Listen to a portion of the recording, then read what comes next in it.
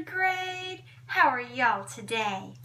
All right, we are going to do a review of verbs, and then we're going to also move into tomorrow's lesson, putting everything you've learned about subjects and verbs together. But first, let's think about subjects. Subjects are who or what the sentence is about. A subject is always going to have to be a noun or a pronoun. A verb can never, ever be the subject, because the verb is the action or the state of being that has to do with the subject. Now, talking about verbs, we learned about some special verbs. Is, am, are, was, and were. These verbs can stand alone all by themselves because they can tell you more about the subject. The flower is pink. The trees are tall. There's not an action there, but it's telling you about the state of being, how those things are.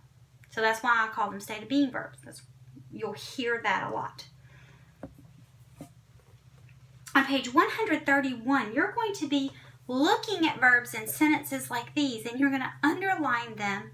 You're going to underline them twice. The bird flew. And you can see I've already underlined them. The reason you do twice is because we do our subject one time. We're not messing with the subject on page 131 yet. We're just looking at the verbs. So the bird flew. He is kind. They are happy. She sang. Now, do you see that two of these are my words right here? These are not action verbs. But my other two, they're not on this list. They are action verbs. They're something that can be done. It flew. It was an action. Something happened. She sang. La la la la. It's an action. Something has to happen. And on your first exercise, you're going to do the same thing. You're going to find verbs, and then if it's an action, in the line before it, you're going to write the letter A for action. I don't have enough room for it before. And you're going to leave the ones that aren't blank. So what about in the cat meowed? Meowed, is it an action? Yep, you're going to write an A. What about, he is really funny? It's is, and there's no action, is it? It's just is. Okay, that is 131. On the back, 132, I'm just gonna go ahead and combine these videos. You don't have to try to do both lessons today, but you're putting it all together. You see, I went ahead and repeated our special verbs. And I'm going to tell you something.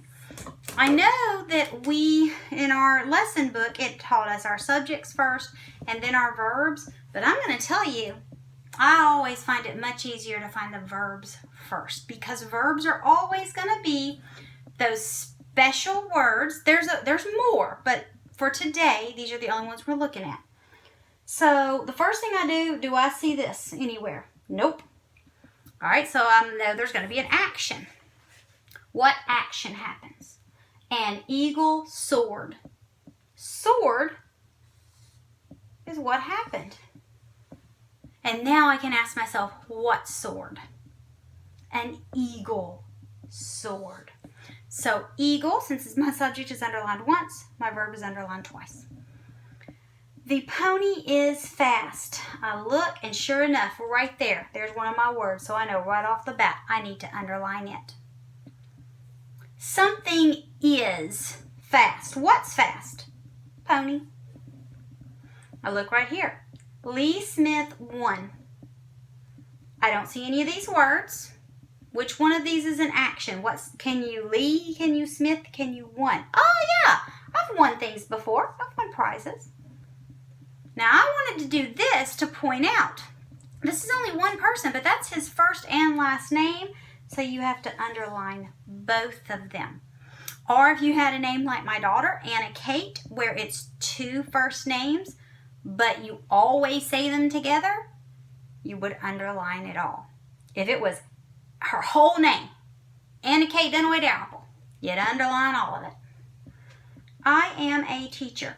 I see my special word, am. Who am a teacher? I. And yes, I know that sounded funny, but you get the drift of what you're supposed to do. Our tall grass is green. Now look, I see another word, is.